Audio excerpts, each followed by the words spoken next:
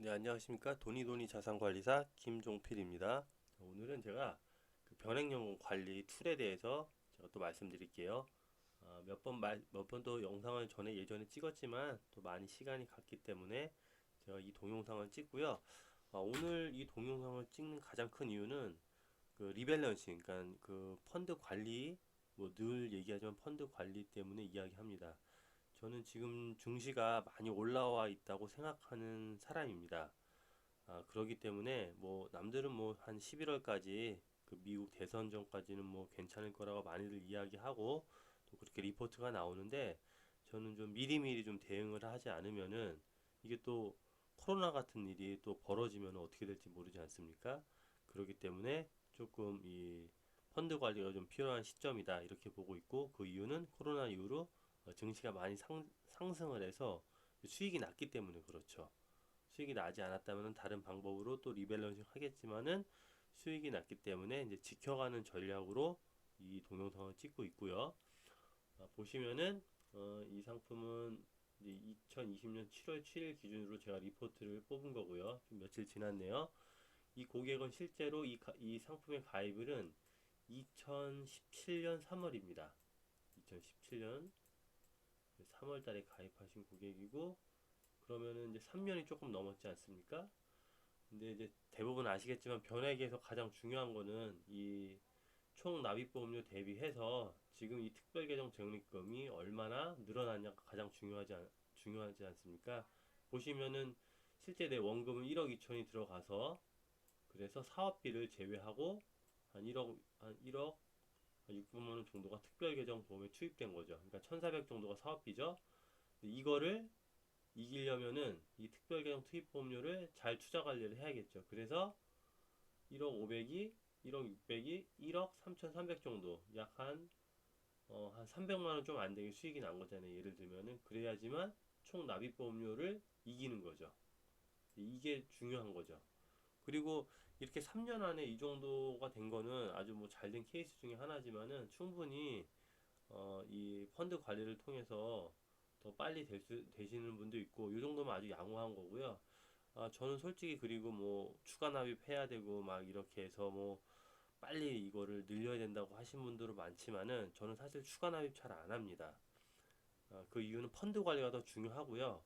또 이렇게 추가 납입 없이도 충분히 저는 한 5년이면은 거의 해지 환급금 뭐 거의 이상으로 올리고 있는 편인데, 대부분 이 펀드 관리가 안 되기 때문에 뭐 10년을 부어도 막 그 원금 대비해서 해지 환급률이 뭐 한 뭐 101%막 102%밖에 안 나오거든요. 그러니까 이게 이 변액 상품이 아주 뭐 나쁘다 해서 막 뭐 네이버 치시면 아시겠지만 이제 그런 이야기가 너무 많지 않습니까? 근데 실제로 그렇지 않은, 이렇게 관리만 되면은 좋은 건데 이제 그렇지 않은 부분이 많기 때문에 그러한 이제 반대급부 이야기가 나오는 거고요. 어쨌든 항상 얘기하지만은 펀드는 투자는 관리 상품이다.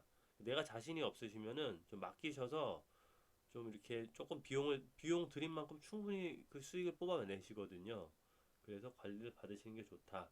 이 이야기 항상 이야기하고 있는 거고요. 그래서 한 30% 정도 이렇게 좀 수익이 나고 있고, 현재. 그래서, 그 다음에 제가 또 이 변액을 두 번째로 또 말씀드려야 되는 이유는 이번에 세법 개정이 됐지 않습니까?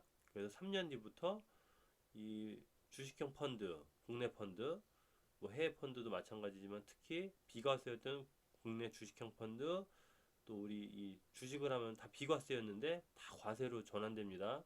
그것도 몇 퍼센트인지 아세요, 여러분? 22%로 양도세 수준으로 엄청 올라갑니다. 그렇기 때문에 이 변액을 갖고 있는 계신 분들의 어떤 그 장점들이 점점 이제 두각될 수밖에 없습니다. 왜냐면 펀드는 내가 아무리 돈을 벌어도 한 22% 이제 세금을 내야 되기 때문에 그런 거죠. 제가 뭐 종합소득세 이런 얘기 하지 않겠습니다. 그냥 일반적인 분들만 얘기해도 어쨌든 뭐 한 1,000만 원 벌어도 한 220만 원은 지금까지는 안 냈던 세금을 내야 되기 때문에, 그러면 그걸 안 내는 구간은 어디예요? 바로 이런 상품들이잖아요. 이런 상품.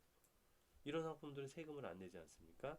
그런 것들도 여러분들이 곰곰이 더 깊이 생각해 봐야 될 시기가 오는 거고요. 자, 그래서 이분은 어떻게 제가 펀드 관리를 했냐면요. 실제로 말씀드리면은 요렇게 한 세 가지 저는 펀드로 이렇게 포트폴리오를 나눠 드렸고요. 그래서 운용 비율은 이렇게 되죠. 뭐 한 3대 2대 4 뭐 이렇게 보시면 될 겁니다. 투입 비율과 운용 비율은 적립금에 대해서. 그래서 특별 계정 투입 법률과 현재 이렇게 돼서 수익이 이렇게 난 거죠. 뭐 맨 위에 펀드는 한 27%, 두 번째 건 10%, 세 번째 거는 35% 수익이 났지 않습니까? 그래서 이런 것들을 이 적립금을 이제 안전자산으로 저는 채권형으로 다 이렇게 변경을 하라고 요청드렸고, 채권형은 미국하고 국내가 있는데요. 뭐 둘 중에 하나만 하셔도 되고요. 한 50%씩 이렇게 빼셔도 괜찮을 것 같습니다. 그래서 안전하게 덜고요. 또 계속해서 이제 들어가는 투입금이 있지 않습니까? 그거는 현재 기존 그대로 주식형으로.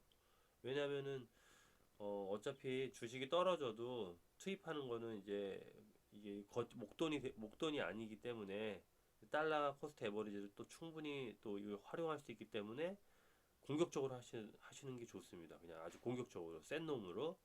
하지만 이제 적립금은 쌓여 있는 돈은 한번 이렇게 딱 터지면은 주가가 막 빠지면 다시 올라가는 게 좀 이렇게 요원하지 않습니까? 시간이 많이 걸리고 그렇기 때문에 수익 난 것들은 조금 안전자산으로 돌리고, 또 이제 투입하는 금액들은 아주 공격적으로 이렇게 하시는 게 좋고요. 또 오히려 적립금을 이렇게 채권형 안전자산으로 넣었다가 정말로 시장이 팍 빠지면은 그때 그 담아놨던 그 목돈들을 또 이렇게 센 놈으로 옮겨낼 수가 있거든요. 그래서 여러 가지 장점이 있기 때문에 이렇게 리밸런싱을 해주시면 좋을 것 같습니다.